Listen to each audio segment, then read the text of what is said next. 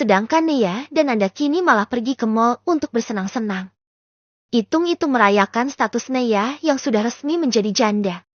Kata Nea sih begitu. Aneh memang. Janda kok pakai dirayain? Nei, apa rencana lo selanjutnya? Tanya Nanda kepo. Kini keduanya sedang makan besar di salah satu restoran yang ada di dalam mall. Banyak sekali makanan yang dipesan. Gue bakal lepasin senjata terakhir gue. Apaan? Apa lo bakal sebarin video mesum yang di pabrik itu, Nei? Tanya Nanda. Nea hanya menyeringai. Menurut lo? Nei, pikir-pikir dulu deh, Nei. Jangan asal sebarin video mesumnya Adi itu. Apalagi ini real dan jelas banget. Lo tahu kan berita yang lagi viral saat ini? Yang seorang siswi ada main sama gurunya itu, yang bongkar dan nyebarin video mereka malah dilaporin ke polisi dan kini kena kasus. Pokoknya hati-hati, jangan sampai salah langkah. Pesan Nanda ketakutan andai sahabatnya ini malah terkena kasus serupa. Nea menghela nafasnya kasar. Nah itulah yang membuat gue gak viral-viralin video mereka yang satu itu, Nanda. Aneh memang. Masak pahlawan membongkar kemusukan mereka kok malah dikasusin. Tapi tenang aja. Gue ada rencana lainnya kok. Kata Nea sedikit mengulas senyum. Rencana lain? Apa, Nei? Tanya Nanda tidak sabaran. Bukannya menjawab, Nea malah tersenyum menyeringai. Adi dan keluarganya kini sudah sampai rumah. Adi yang lagi galau itu pun langsung masuk ke dalam kamarnya dan menguncinya dari dalam. Ada apa dengan anak itu? Dari tadi muram banget wajahnya. Gerundel Bu Indah melihat anaknya diam saja sedari tadi dan kini malah mengurung diri di dalam kamarnya. Udah biarin aja lah, Bu. Adi pasti lagi galau karena abis cerai dari Nea. Ibu tahu sendiri kan bagaimana dulu Adi memaksa untuk menikahi Nea. Adi kayaknya tuh cinta banget ke wanita itu. Kau tegur Pak Ari, supaya istrinya membiarkan putra mereka menenangkan diri. Bu Indah mendengus. Cinta. Taiklah. Kalau cinta tuh gak bakal selingkuh, gak bakal mendua. Ketus Bu Indah. Bu Indah pun berlalu menuju ke dapur. Ia merasa lapar sehabis dari pengadilan tadi. Sika, ini lagi. Kenapa Sinta masak cuma ikan sambal teri sama oseng-oseng pepaya muda sih? Mau jadinya ya jilid 2 dia ya? Nilep uang belanja. Omel Bu Indah lagi setelah membuka tudung saji dan yang terhidang sisa masakan Sinta tadi pagi. Ini tidak bisa dibiarin terus-menerus. Desis Bu Indah. Lusanya. Adi gajian, Sinta pun juga. Tetapi Adi pulang terlebih dahulu dan tidak bersama Sinta. Lain baru Sinta ada lemburan jeti Sinta pulang sedikit terlambat. Baru saja Adi menginjakan kakinya masuk rumah Bu Indah langsung mencegat anaknya itu dan langsung menyeretnya masuk ke dalam kamarnya. Ibu ada apa? Tanya Adi bingung saat diseret masuk ke dalam kamar sang ibu. Brak. Bu Indah langsung menutup pintu kamarnya. Kamu hari ini gajian kan? Tanya Bu Indah menatap dalam anaknya. Ya iya, seperti tanggal biasanya, Bu. Hari ini aku gajian. Jawab Adi. Nah sekarang mana uang gaji kamu? Biar ibu yang pegang. Todong Bu Indah menengadahkan tangannya tepat di wajah putranya. Apa sih, Bu? Ibu minta jatah ibu iya? Sabar dong, Bu. Adi kan baru pulang masih capek. Bukan cuma jatah Adi, tapi semuanya. Semua uang gaji kamu. Tekan Bu Indah. Adi membelalakan matanya. Aish. Apalagi ini? Dengar ya Adi. Mulai sekarang biar ibu aja lah yang ngatur semua keuangan di rumah ini. Biar ibu juga yang menyimpan sisa uangnya biar ditabung. Jelas riskan Bu Indah. Tapi Bu. Adi hendak memprotes, tapi Bu Indah kembali berbicara. Gak ada tapi-tapian. Ingat kamu yang menyimpan sendiri uangmu malah bisa kemalingan kan? Alhasil uangmu hilang semuanya. Sudahlah, biar ibu yang nyimpen dan ngatur gaji kamu itu. Kalau di tangan ibu dijamin aman. Kamu tahu, ibu tuh punya berangkas rahasia. Bahkan bapakmu saja tidak tahu ibu punya berangkas. Yakinlah lebih aman di ibu uangnya ketimbang kamu tabung di bank-bank itu. Kata Bu Indah meyakinkan. Tapi Bu Indah tidak berbohong. Ia punya sebuah berangkas yang bahkan semua orang tidak tahu, termasuk suaminya sendiri. Di dalam berangkas itu, Bu Indah menyimpan semua harta-hartanya. Harta yang selama ini ia kumpulkan tentunya. Berangkas? Ibu punya berangkas? Tanya Adi menganga tak percaya. Dan diangguki mantap oleh Bu Indah. Kalau gitu Adi mau lihat Bu.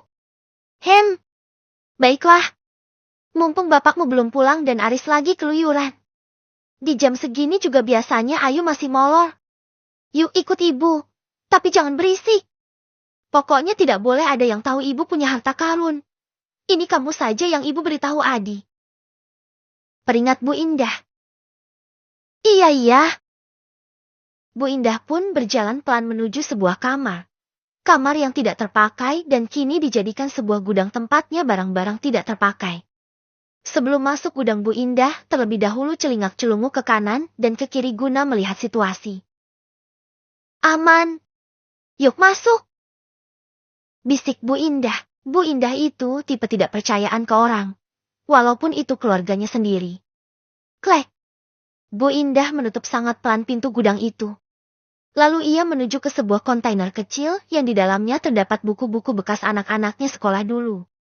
Dari TK sampai SMU Bu Indah simpan semua.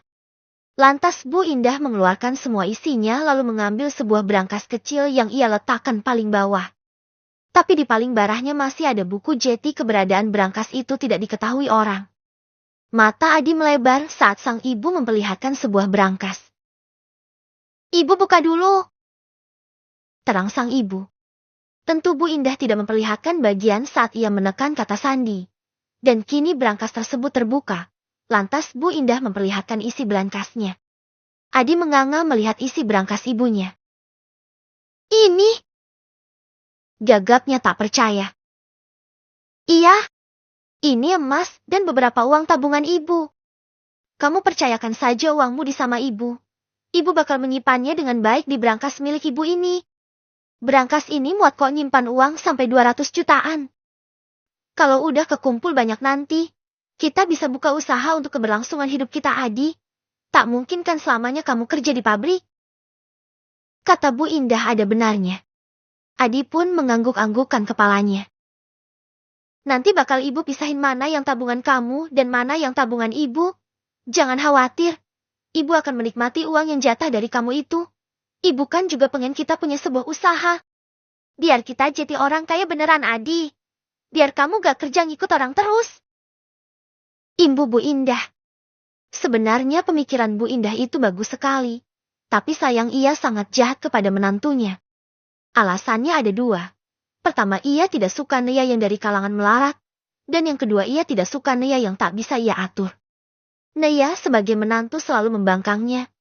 Jadilah sampai bercerai dari anaknya pun mereka tetap menjadi musuh. Dan kini ketakutan terbesar Bu Indah.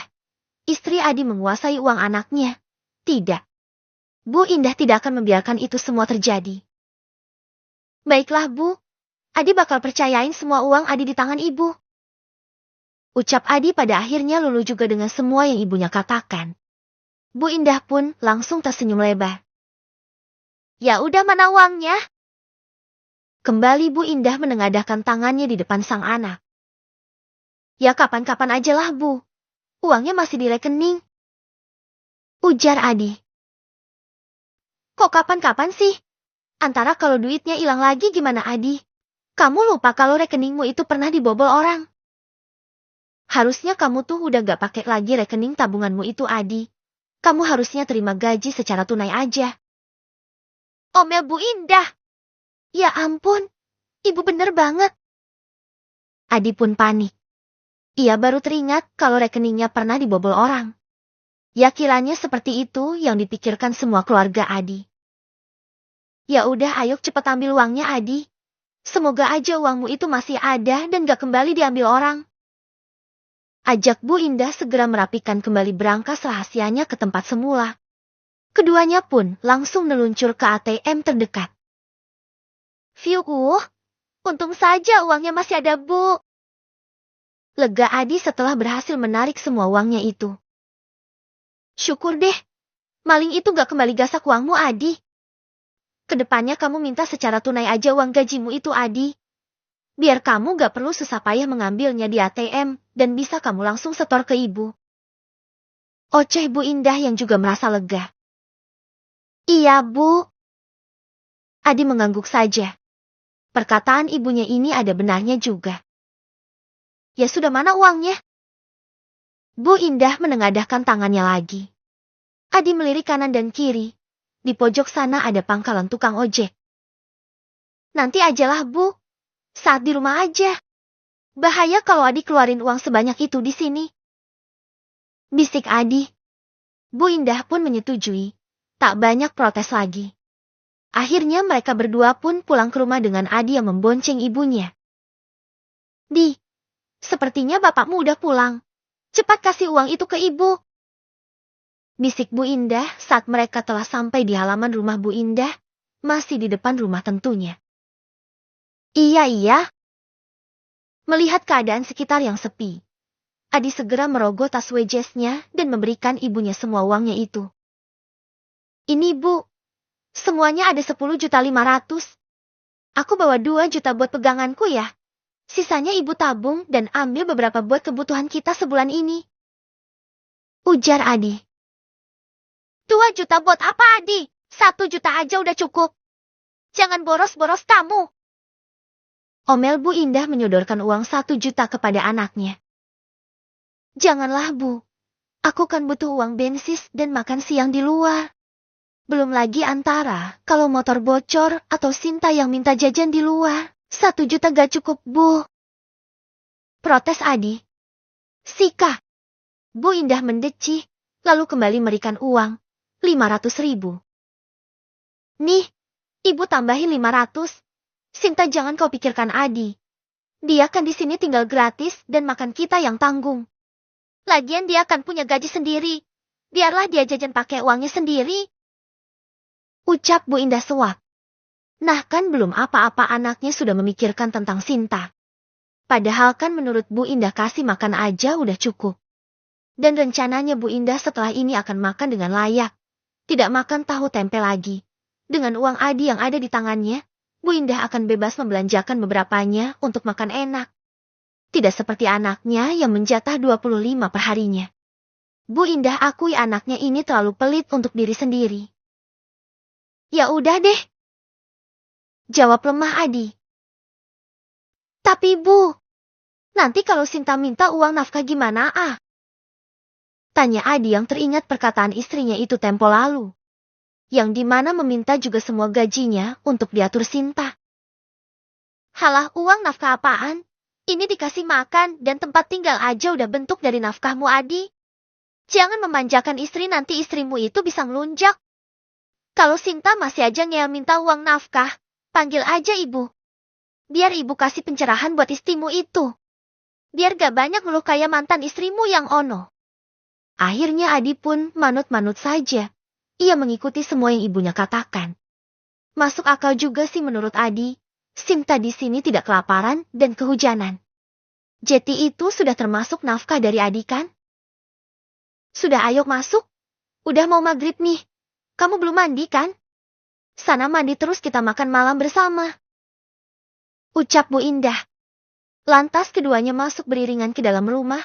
Keadaan terlihat sepi karena sebentar lagi azan maghrib. Biasanya di jam seperti ini semua anak-anaknya sedang berada di dalam kamar dan akan keluar nanti pukul 6:30.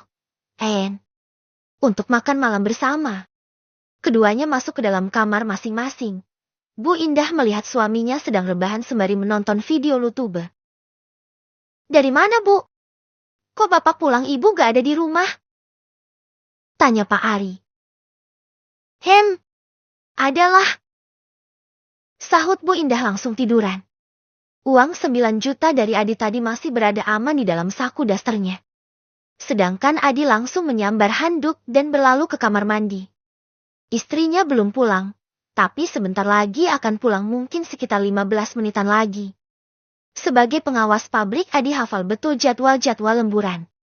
Dan benar saja, selesai azan maghrib berkumandang, Sinta telah sampai di rumah. Ia datang dengan wajah yang lesu. Bagaimana tidak, ia baru saja kerja lembur dan pekerjaannya saat ini cukup melelahkan. Belum lagi mendapat omelan dari leadernya itu. Huku sangat menyebalkan. Ingin sekali Sinta keluar saja dari pekerjaannya itu. Haf, apa aku berhenti saja ya dari pabrik? Sekarang kan aku udah menikah dan suamiku sekarang seorang pengawas pabrik yang gajinya berjuta-juta. Gumam Sinta yang ada rencana ingin resign dari pekerjaannya itu. Ia mulai membayangkan menjadi ibu rumah tangga saja, yang duduk manis dan tinggal meminta uang jatah dari suaminya. Ah bukan. Semua uang Adi akan ia atur. Sepertinya menyenangkan. Ceklek. Sinta membuka pintu kamarnya, masuk dan kembali menutup pintu. Terlihat suaminya tengah melaksanakan sholat maghrib. Sinta duduk lalu merebahkan tubuhnya. Ia merasa kelelahan. Tak lama Adi sudah selesai dari kewajibannya untuk sang pencipta. Udah pulang kamu, Sin? Tanya Adi berbasa-basi. Iya mas, capek banget nih. Keluh Sinta. Apalagi dengan kondisi dirinya yang sedang hamil. Jadi Sinta merasakan mudah kelelahan. Tapi beruntung ia tidak mabuk di kehamilannya ini. Jadi orang-orang tidak ada yang curiga kalau dia hamil. Sinta sendiri belum pernah periksa. Kira-kiranya usia kehamilannya 3 bulanan. Mungkin. Langsung mandi, Sin. Udah jam berapa ini? Mandi juga bisa mengurangi rasa lelahmu. Udah sana mandi. Terus maghrib. Titah Adi. Tidak terlalu agamis juga sisi Adi. Sholat yang pernah Adi tinggalkan itu ya cuma sholat maghrib. Lainnya ia jarang melaksanakannya. Apalagi subuh. Bih tidak pernah malah. Adi seringnya bangun kesiangan. Iya. Sinta pun beranjak untuk mandi. Ia sudah tidak sabar meminta gaji Adi nanti selesai bebersih. Tapi baru selesai memakai pakaiannya, Bu Indah malah berseru memanggil namanya. Tok! Sinta! Sin! Keluar kamu!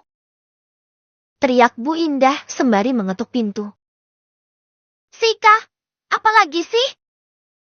Gerundel Sinta. Udah sana buka. Celetuk Adi yang sedang rebahan sembari bermain game. Wajah Sinta masam. Ia pun membuka pintu sebelum sang mertua kembali berteriak. Ada apa, Bu? Tanya Sinta menahan geram. Udah jam berapa ini, Sinta? Sana cepat masak. Udah lapar ini orang serumah. Perintah Bu Indah. Sinta menghela nafasnya. Bu, aku tuh baru pulang kerja. Capek aku, Bu. Masa masih disuruh masak sih? Ucap Sinta menahan kekesalannya. Ya itu kan sudah jadi tugasmu, Sinta. Gimana sih? Bu Indah tak mau tahu. Sinta mendengus. Harusnya ibulah yang masak untuk makan malam. Ibu kan gak ngapa-ngapain juga. Bukan semuanya aku yang kerjakan. Aku tuh capek, Bu. Aku juga kerja cari duit. Sinta mulai membantah. Ia kesal karena semua pekerjaan rumah haruslah dirinya yang mengerjakan. Sementara Bu Indah cuma jadi mandor yang sukanya memerintah ini dan itu. Mata Bu Indah pun mendelik. Kamu mulai ngelawan, Sin. Jadi istri dan menantu itu jangan banyak protes. Mau jadi istri dan menantu durhaka kamu. Omel Bu Indah mulai mengelurkan kata-kata pamungkasnya. Istri dan menantu durhaka. Ada apa sih ini? Kok ribut-ribut? Kau tegur Adi dengan wajah yang masam. Ini loh Adi, istrimu gak mau masak. Malah suruh balik ibu yang masak. Aduh Bu Indah. Adi mendengus. Ya ampun, perkara masak aja diributin. Sing sanalah masak. Itu kan tugasmu yang seorang istri. Aku udah lapar. Sana gi masak. Perintah Adi tak mau tahu kondisi istrinya yang kelelahan. Sinta memberengut kesal. Aku habis lembur, Mas. Dan aku tuh capek banget. Kamu ngertiin aku juga dong. Mata Sinta mulai merebak. Sungguh ia sudah sangat telah bekerja di pabrik dan sekarang disuruh masak juga. Adi menyugar rambutnya karena melihat mata Sinta yang mulai berkaca-kaca. Halah gitu aja lebay. Dulu ibu bisa bekerja sambil mengurus rumah. Belum lagi ngomong anak 3 sekaligus. Padahal zaman dulu masaknya tuh masih pakai tungku dan juga kayu bakar. Belum ada kompor gas seperti sekarang. Ibu bisa tuh kerjain semuanya. Sika-sika. Anak zaman sekarang pada malas. Masak nasi cuma nyolokin ke listrik dan masak juga bisa langsung nyeklekin ke gas kok masih wegah. Gak mau. Bu Indah langsung merepet kemana-mana. Membahas tentang zaman dahulu yang memang benar adanya. Kerja yang dimaksud Bu Indah itu mengurus sawah. Disambi mengurus anak 3. Semua masa-masa berat itu Bu Indah pernah lalui. Sekarang mah sudah enak. Di zaman yang serba canggih begini masak pun jadi mudah. Bu Indah tinggal menikmatinya saja. Tapi sang menantu baru malah kebanyakan ngeluh cuma disuruh jadi istri solehah. Kan kesal Bu Indah jadinya. Sinta jadi nggak bisa berkata apa-apa jika Bu Indah sudah bicara begitu. Karena ibunya di rumah pun sama. Mengurus sawah dan rumah sekaligus. Sedangkan Sinta ya bermalas-malasan di rumah. Kenapa ribet banget sih? Timbang beli aja susah amat. Mas kan hari ini gajian, sesekalilah makannya beli. Bosan Ayu makan lauk tahu tempe terus. Tiba-tiba Ayu datang dan ikut nimbrung. Ia mendengar semuanya dari tadi, karena perut yang sudah lapar pastilah menunggu kakak iparnya masak lama. Keburu mati kelaparan antara. Mata Sinta berbinar mendengar solusi dari sang adik ipar. Benar mas apa yang dikatakan Ayu? Kita malam ini makan beli ya. Ujar Sinta penuh harap. Kali ini Bu Indah diam. Ia juga setuju dengan usulan putrinya. Ia melihat sisa belanjaan Sinta yang tadi pagi cuma tahu dan tempe dan juga sayur sop-sopan. Membayangkannya Bu Indah sudah malas duluan. Gimana Bu? Adi malah menanyakan pendapat sang ibu. Bolehlah sekali-kali kita beli. Ya udah sana pesan. Kata Bu Indah pada akhirnya. Sinta pun tersenyum lebar. Yes. Ya udah sana pesan Sin. Titah Adi. Oke. Jadi kita mau makan apa nih? Sinta mulai mengutak-atiknya. Bakso aja Mamang Udin aja mbak. Tapi yang harganya 25.000 itu loh. Biar puas makannya, seru Ayu. Sudah lama mereka tidak makan makanan rakyat yang satu itu. Boleh-boleh. Kayaknya enak nih makan bakso. Sinta pun memesan bakso Mang Udin lewat online. Di zaman yang serba canggih begini, penjual bakso pun melayani via online. Tak lama pesanan pun datang. Mas minta duitnya dong, tuh baksonya udah datang. Pinta Sinta pada Adi yang kembali memainkan gamenya. Pakai uangmu dulu lah Sinta. Gak lihat aku lagi sibuk gini. Sahut Adi sama sekali tidak menoleh. Sinta diam terpekur. Tak apalah pakai duitku dulu. Entar juga semua duit Mas Adi aku yang pegang. Hihi. Batin Sinta senyum-senyum sendiri. Ya udah. Sinta pun mengambil uangnya sendiri dan membayar pesanannya tadi. Kini mereka sekeluarga makan bakso bersama di meja makan. Enak sekali. Kenyang banget. Seru Ayu bersendawa. Iya, bakso Mang Udin memang selalu juara. Apalagi ini bakso yang harga 25.000. Banyak banget baksonya. Puas rasanya. Sambung Bu Indah. Mereka mengangguk saja. Selesai makan seperti biasa, Sinta mencuci bekas makan mereka semua. Selesai dengan pekerjaannya itu Sinta pun masuk ke dalam kamar. Kembali mendapati sang suami memainkan ponselnya, tapi bukan main game. Adi lagi melihat-lihat media sosial. Mas sudah gajian kan? Tanya Sinta langsung to the point. Adi mengangguk. Iya. Sahut Adi cuek bebek. Sinta tersenyum. Ia langsung duduk dan mepet-mepet suaminya. Mas mana uang nafkahku? Kamu udah janji ya bakal kasih semuanya ke aku. Aku akan mengatur keuangan kita ini dengan baik, Mas. Kata Sinta mulai merayu dan menagih. Adi melirik. Haf, gak ada. Ucap Adi sembari menghela nafasnya. Gak ada gimana maksudmu, Mas? Tanya Sinta tidak mengerti. Ya gak ada uangnya. Kamu gak usahlah ngatur-ngatur duit itu. Uangnya udah aku kasih semua ke ibu. Biar ibu yang mengatur keuangan mulai saat ini. Kapok aku sih menyimpan uangku sendiri. Uang yang kutabung selama ini malah hilang semua. Ujar Adi. Apa? Kamu kasih semua ke ibu? Pekik Sinta kaget. Adi menggosok-gosok telinganya yang pengang gegaraulah istrinya itu. Bisa gak sih tidak teriak? Bodok rasanya kuping aku, Sin. Ketus Adi. Kamu kasih semua uang gaji kamu ke ibu, Mas? Tanya Sinta menganga tak percaya. Ya iya. Semuanya. Ada yang salah? Tanya Adi dengan wajah bodohnya. Sama sekali tidak merasa bersalah.